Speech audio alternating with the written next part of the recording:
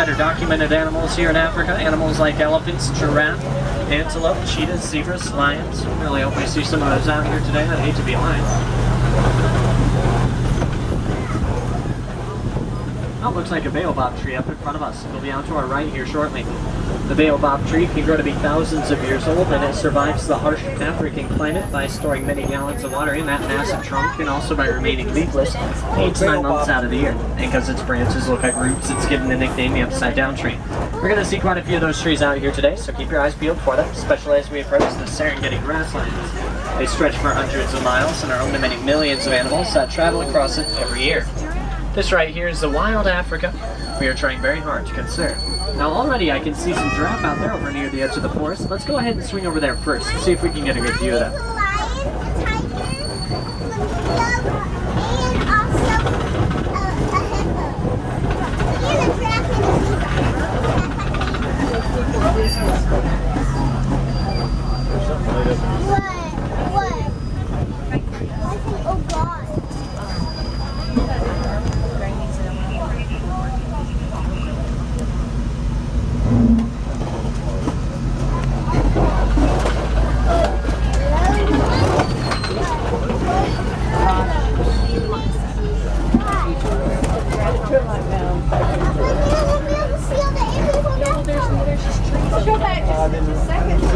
Now, something you may have noticed about these trees out here is that some of them have been knocked over, probably by elephants. Elephants are very powerful animals.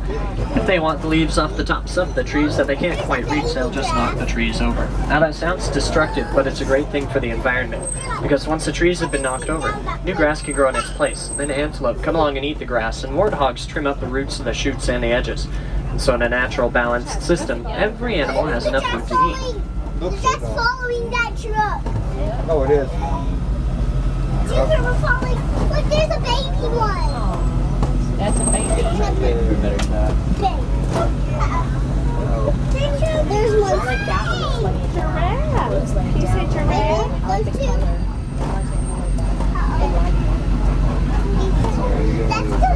That one's under a Now there's giraffe over there. Do grow to be the tallest land animals alive, getting 18 feet tall when they're fully grown. They spend most of their day eating. About 20 hours or so, actually. They don't need very much time to sleep. that one that pointy.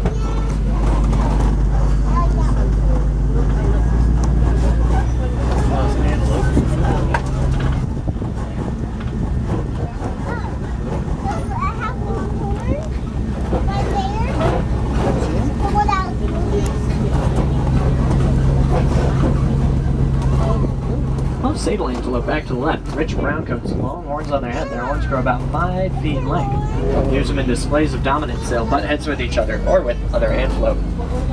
Also out here, coming up on our left, are some, looks like a waterbuck, shaggy brown creature, white letter O on its rear. The waterbuck secretes a chemical from its skin that allows it to remain waterproof. So if it's ever frightened, it'll dive off into the nearest body of water to avoid predators.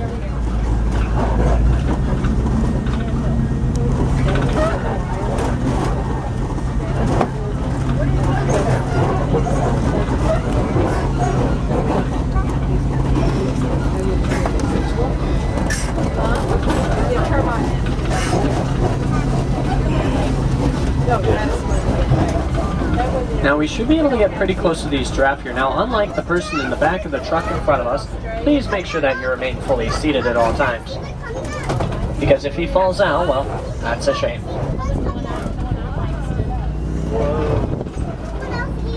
Looks like these giraffe on our right are just far enough away from us to where I should be able to pause for a few seconds. So I'll go ahead and hold here, that way you can get a good view of those giraffe there. Look, he's right there. He's eating. He's eating. This one right here. The other one that mom likes right there. That's oh,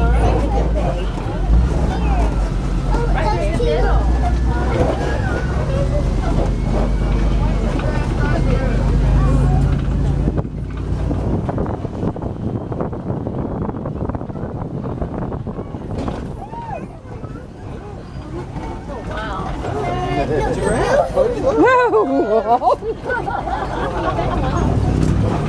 Really glad we were able to get so close to those giraffe. We're going to keep on moving though. We're headed out into the plains here. Looks like some white-bearded wildebeest, some Ankole cattle. Now the wildebeest, like these ones coming up on our left, are gray creatures with black faces and short, sharp, curved horns on their head. They're also known as gnu, spelled G and U for the sounds they make. They make kind of a sound. They're also part of one of the largest migrating herds in all of Africa. The herds have been known to number in the millions. There's the Ankole cattle coming up on our right with the reddish-brown coats and the long horns on their head. Horns on the Ankole cattle's head grow about 6 feet in length. They use them as cooling systems. Hot blood goes up through the horns, cool blood goes back through the body, cooling the creature off. They're also known as Watusi cattle for the Watusi tribe that originally domesticated them. How big is One of the only domesticated animals here on the entire reserve here. He's walking.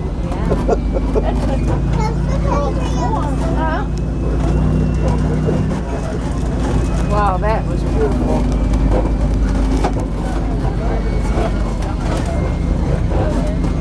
I didn't do it last year like this. The last time we did this, we did it with Kevin and Jean. We had private. Hey, don't do that. It was not back then. It wasn't age. I thought it was private track. When you walk, car does. Big car. Yeah, big giraffe over there. Because we even thought about doing it just with Gage. The Gage was. Now we're entering an area I like to call Monkey Point. I like to call this area Monkey Point because of a troop of mandrills that has taken up residence here. And while mandrills are the largest monkeys in Africa, they can be a little bit hard to see. The ground fur blends in well with the trees here, so keep a sharp eye. You never know what we're going to see or when we're going to see it.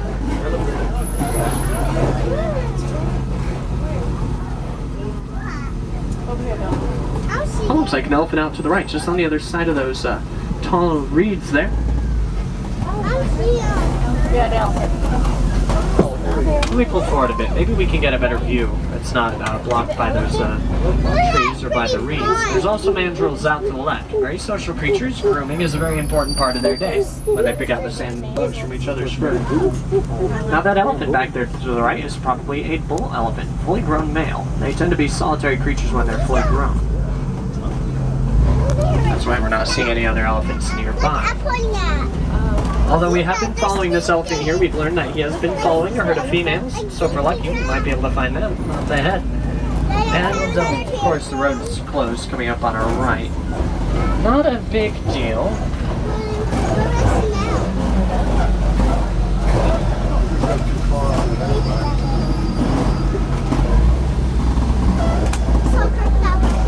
Zebras. I saw them. I think when I said zebras close. Mama, why did zebras bite? Like rhinos? You know, this path used to be a lot more overgrown. There were bushes that would actually reach in towards the truck. They'd scrape the sides of the truck, and there were actually tree branches that were low enough to where they'd wake the roof. But and last time I was driving through here, we were actually crossing a bridge up ahead. There was this tree branch. It was low enough to where it hit my windshield, and it came back and it smacked me in the face. It knocked off my hat. Well, I don't have one anymore. But you know what? I bet you could still see my hat. If you scoot all the way over to the left, I mean, don't stand up, of course, but if you scoot all the way over to the left and look down in the sand, you might be able to see it. It's a light tan color. It's got a blue band around it. Oh, there it is. It's right next to the bridge, over there in the sand. It's got kind of a... No, back to the right, back to the right. Oh dear, you know what? I'll come back for my hat later. We'll just keep on moving here. Looks like everybody on board's okay, so we'll just keep on moving here. And, well, this is a much better sign. Looks like we're entering some red clay pits here. You know, elephants like to scrape their tusks along the walls, eat the red clay they find. Gives them a lot of essential vitamins and minerals they may not get elsewhere in their diet. If we're lucky, we might be able to find a few of those elephants up ahead. I always find it a shame, though, one of the greatest threats to elephants is humans. Elephants are being poached for their ivory tusks, and they're also facing severe habitat loss, living closer and closer to humans every day. That can be dangerous for both the elephants and for the humans. Some of the best ways to help protect elephants, though, is by supporting conservation funds and learning more about the elephants themselves. The more we understand about them, the better prepared we can be to protect them in the future. I'm going to try and bring in the Warden's radio station. They might be able to tell us a little bit more about where these elephants are, or where we might be able to find them up ahead.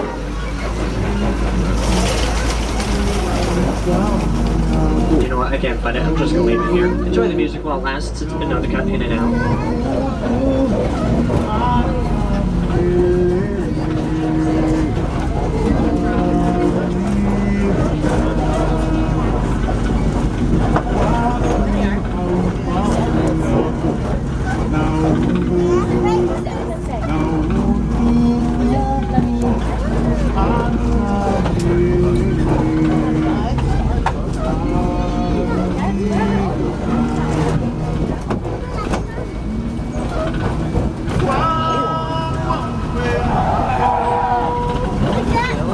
I think I heard an elephant out here to our left.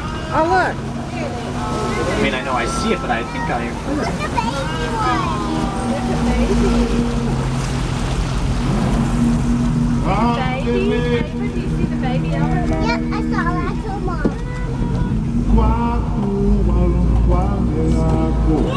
Elephant? What's the elephant say? Look at him. Looks like some greater flamingos down here to our left on that island there. Greater flamingo get that pink color from the beta carotene found at the ship they eat. If you ever see any with their neck on their back and one leg up in the air, that really is how they sleep, and a group of flamingos is often known as a flamboyance. So we are looking at a fluffy feathered flamboyance of fabulous flamingos.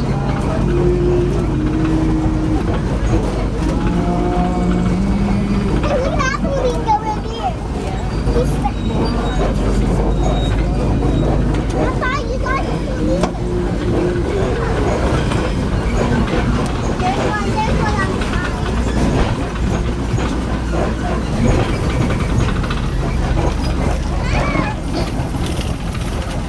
What's that? Probably a rattlesnake.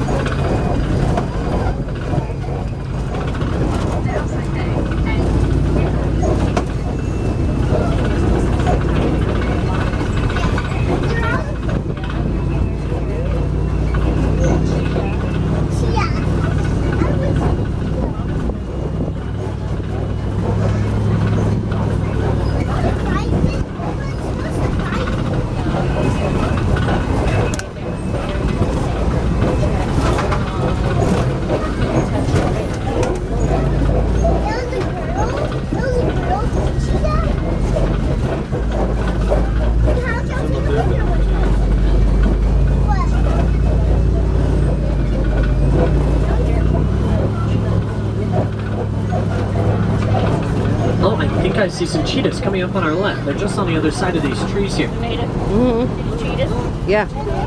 Cheetahs are the fastest land mammals alive. They can run a good 60 miles an hour, although they can only hold that speed for a couple hundred yards. After that, they get awfully tired and have to cool down. Unlike the lion, the cheetahs are actually one of Africa's only diurnal predators. They hunt during the day because they rely on their eyesight instead of their sense of smell to find their prey. They're also one of the only big cats that cannot roar, but they are the only big cat that has been known to purr. And oh, hey, would you look at that? Looks like a Kopi rock here. Great place to find many creatures. Actually, it's a great place to find lions. Gives them a great view across the savannah for potential prey. So if we're lucky, we might be able to find a few lions out right now. Although they are nocturnal creatures, they do sleep during the day. They're out at night generally. But keep your eyes peeled. Might be able to find a few. Oh my! Out to the left. Over in between those tall rocks there, I see a lioness. There's one. Lioness does most of the hunting for the pride. The males will stay back and watch over the family. She give him a name. Only boys have names. Oh, and I see some zebras up ahead. Very fast animals. Zebras can run 40 miles an hour, and a well-placed kick from an adult zebra can actually break the jaw of a fully grown lion. They're laying down when they woke up because we made them. There's also bontebok out to the right. Purplish brown antelope bontebok are extinct in the wild, but they are thriving on reserves like ours.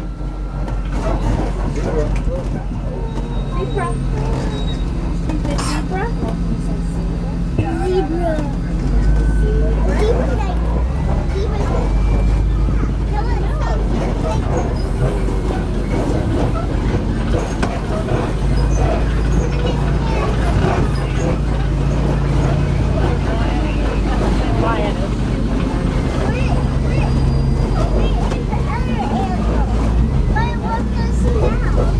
Now we are approaching warthog country, largest burrowing animals in Africa. Warthogs use their tusks and their hooves to dig out those burrows, and if they're ever frightened, they'll back themselves up into the burrows they dig. That way whatever's chasing the warthog has to deal with those razor-sharp tusks instead. Everything on the list we're gonna see that. They'll lay it down.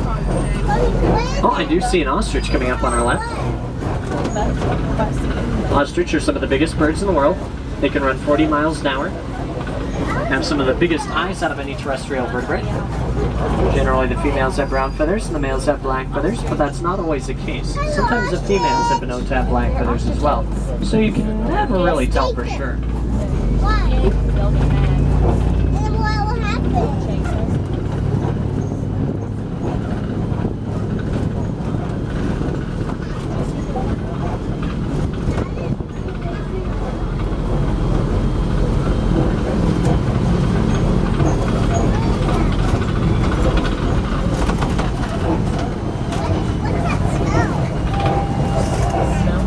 Now we are entering an area that I always like to check.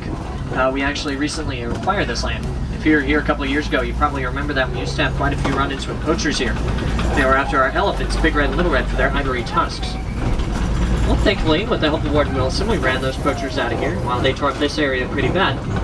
It almost looks like it did about 15 years ago. The grass growing back and the trees looking very healthy. And, oh, up there on our left, up on top of the hill, I see some addax. They're new to the reserve, so new they're not even on the animal spotting guide yet. The addax, spelled A-D-D-A-X, have brown coats in the winter, white coats in the summer to reflect sunlight so they don't get too hot. They can actually survive their entire life by drinking little to no water. They get all the moisture they need from the food, the grass, and the plants that they eat. After all, they are used to living in harsh desert climates like the Sahara, where water is a scarce commodity. I'm also very glad that these addax have decided to migrate here. There are fewer than 300 addax left in the wild and fewer than 1,500 worldwide. So if we could help to protect them here, hopefully balance their numbers back out, future generations could enjoy the same beautiful sights of the same beautiful animals that we have seen here today. Now, even in our own neighborhoods, some of the best ways to help protect animals are simply by protecting their natural habitats. If we can protect places like forests, ponds, backyards, hollowed-out tree trunks, we can protect the many animals that already live there. Animals like birds, bats, bees, bugs, butterflies, frogs, toads, snakes, squirrels, chipmunks, bunny rabbits. They all need homes just like you and I do. Now we are leaving the Harambe Wildlife Reserve. We're headed back to base, and that means we're nearing the end of our safari. I've had a wonderful time with you though, and I hope you've had a wonderful time too, because here at Kilimanjaro Safaris, we like to go wild. Always feel free to visit again though. No two safaris are ever the same. The animals definitely make sure of that. Once again, my name is Larry, and Asante Sana. Thank you very much for joining me here today. And here in Harambe, we don't like saying goodbye. Goodbye is always so sad and so final, so instead we use the Swahili word, which means go well, and that is kwaherini. I'll be saying that when we pull up to the dock where I'm going to be dropping you off. I'm going to go ahead and call the wardens to let them know that we're on our way.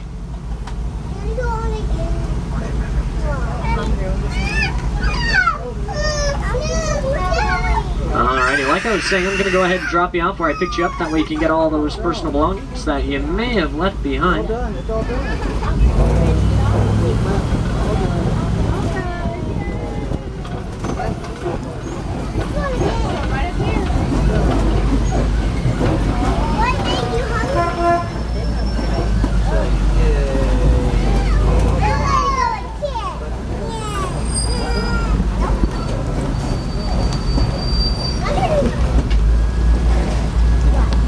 Alrighty, now if you're looking for some more animal encounters, I always recommend checking out the Pangani Forest Trail.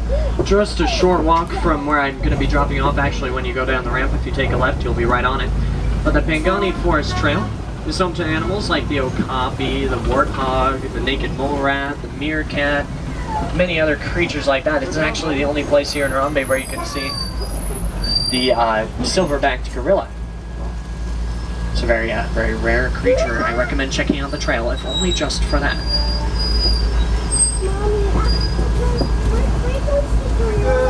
Asante Sana, thank you very much.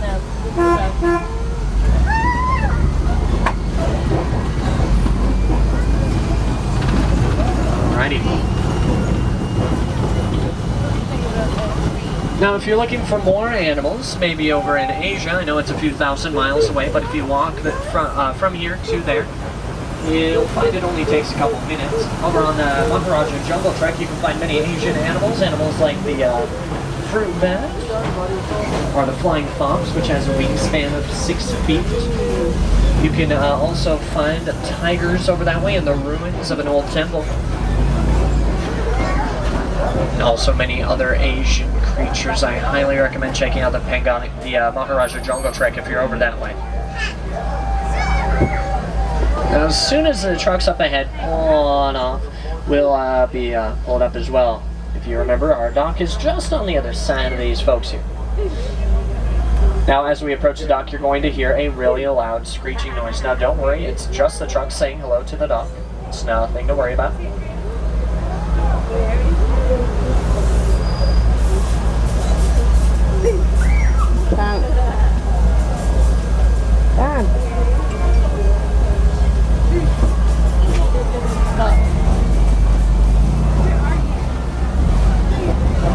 Jumbo, everybody. Jumbo means hello. Hi there, friends. Don't worry. Wasn't saying anything rude. Jumbo really does mean hello in Swahili. Jumbo! Jumbo, everyone. Jumbo. Jumbo! Alrighty, now. We're just waiting for the truck here to line up. And then we'll be right there to pull right into their place. Now again, now's a great chance to check those seats. Make sure you have all those personal belongings with you. Anything that you might want to take home with you. Anything like purses, cell phones, car keys, room keys, wallets, children, backpacks, any of those items that should probably leave the truck with you. Now once again, Asante Sana, thank you very much for joining me here today. Kwaharini, and of course to my wilderness explorers on board. The wilderness must be explored. Caw, caw, roar! Jumbo Warden,